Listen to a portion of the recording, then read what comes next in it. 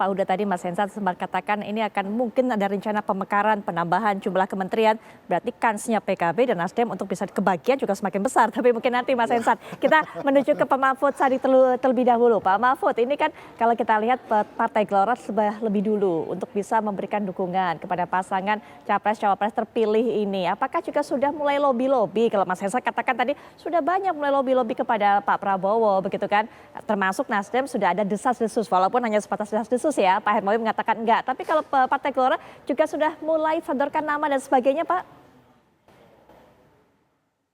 Ya, tradisi yang dibangun oleh Pak Prabowo dan Mas Gibran di Koalisi Indonesia Maju itu tidak ada lobby antar anggota koalisi karena semua itu biasanya dibicarakan secara langsung dan terbuka oleh Pak Prabowo, termasuk juga menyertakan Mas Gibran ke pimpinan partai koalisinya, termasuk ke kelompok-kelompok relawan. Dan memang ada beberapa kali pimpinan partai diundang oleh Pak Prabowo termasuk membicarakan tentang bagaimana pengelolaan pemerintahan ke depan. Walaupun ini belum mengkerucut sampai pada formula finalnya ya, masih ada 6 bulan ke depan. Saya kira masih banyak variabel yang akan menentukan nanti endingnya akan seperti apa ya, termasuk tadi sangat mungkin akan bertambah unsur-unsur yang akan mendukung pemerintahan.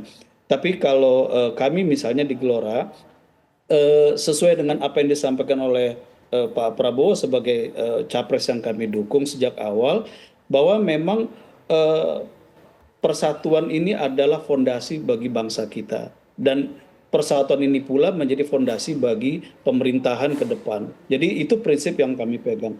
Tetapi memang siapapun unsur-unsur yang nanti akan bergabung, mendukung langsung atau tidak langsung terhadap pemerintahan Pak Prabowo Mas Gibran, ini memang kita harus mengklirkan posisi dan sikap-sikap awal sehingga dia tidak menjadi gangguan atau kerikil dalam sepatu dalam perjalanan berikutnya. Misalnya begini, eh, pada 2019 kan ada satu keputusan politik dari seorang Prabowo Subianto yang sangat fenomenal, yaitu kesediaan beliau bergabung dengan pemerintahan Pak Jokowi. Dan pemerintahan Pak Jokowi pada saat itu kan juga ada PKB, ada Nasdem di dalamnya, sebagaimana sampai sekarang masih berlangsung. Nah, saya ingat betul dan kita bisa lacak itu dalam jejak digital, ada pihak-pihak yang dulu bersama Pak Prabowo itu mengembangkan narasi bahwa keputusan politik Pak Prabowo bergabung dengan Pak Jokowi sebagai presiden terpilih saat itu adalah sebagai bentuk pengkhianatan politik. Dan kata atau diksi pengkhianatan politik itu masih terus dikembangkan pada saat kontestasi Pilpres 2024 kemarin. Jadi saya kira kalau ada satu kekuatan politik yang kemudian mengembangkan narasi semacam ini, lalu ingin bergabung, maka dia harus mengklarifikasi dulu.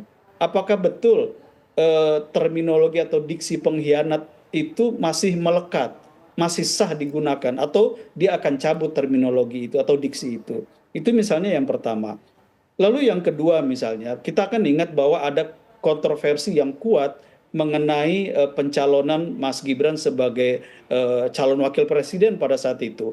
Ada satu kekuatan politik misalnya yang kemudian mengembangkan diksi anak haram konstitusi.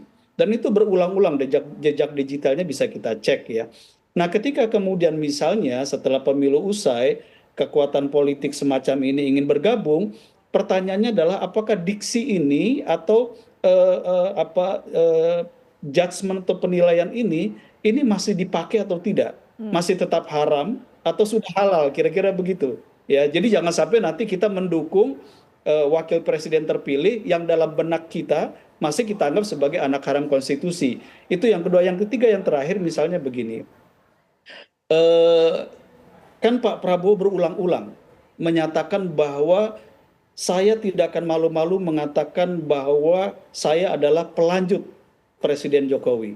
Termasuk pemerintahan ke depan adalah pelanjut dari pemerintahan Pak Jokowi yang sekarang ini, yang Nasdem dan PKB juga masih ada di dalamnya.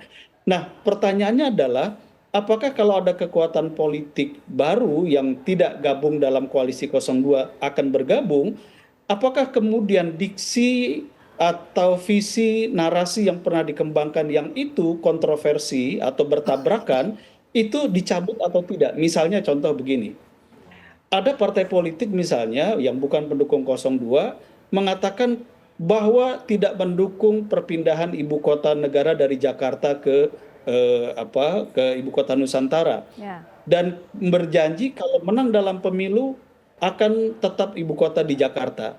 Nah, kalau Pak Prabowo ini merupakan pemerintahan yang melanjutkan kepemimpinan dan program strategis Pak Jokowi, artinya kan Jakarta sebagai ibu kota ini akan kita pindah. Nah, kalau yang semacam ini, apakah dia sudah mencabut narasi atau program politik semacam itu? Saya nggak mau sebut ini partai mana ya. Oke. Yang jelas kalau Mas Huda sama Pak Sekjen Nasdem, saya tahu persis posisinya gitu ya. Jadi kita welcome saja sepanjang memang ya apa yang pernah dinarasikan itu diklarifikasi, oke kita terima Baik. semuanya, termasuk ibu kota pindah kita terima, Mas Gibran bukan lagi anak haram konstitusi, dan Pak Prabowo ketika bergabung dengan Pak Jokowi bukan pengkhianatan politik. Saya Oke. kira kalau itu terjadi, kita ahlan wa sahlan kalau istilah Mas Huda ya, kita Baik. senang semuanya insya Allah. Baik, Pak Mahfud.